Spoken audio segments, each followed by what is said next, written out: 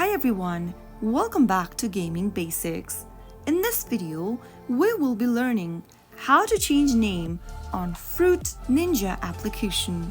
So without wasting much of our time, let's dive into the video. First of all, open your Fruit Ninja application on your device, and from the main homepage, tap on the hamburger menu appearing at the top right hand corner. In the expanded menu, tap on Settings. Now, tap on your name appearing right next to your profile under Setting, and then enter a new name you'd like to use for your account. After you are done, tap Continue, and then you have successfully changed your name on Fruit Ninja. That is how it's easily done.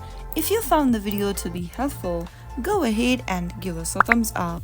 Don't forget to subscribe to our channel by hitting the subscribe button.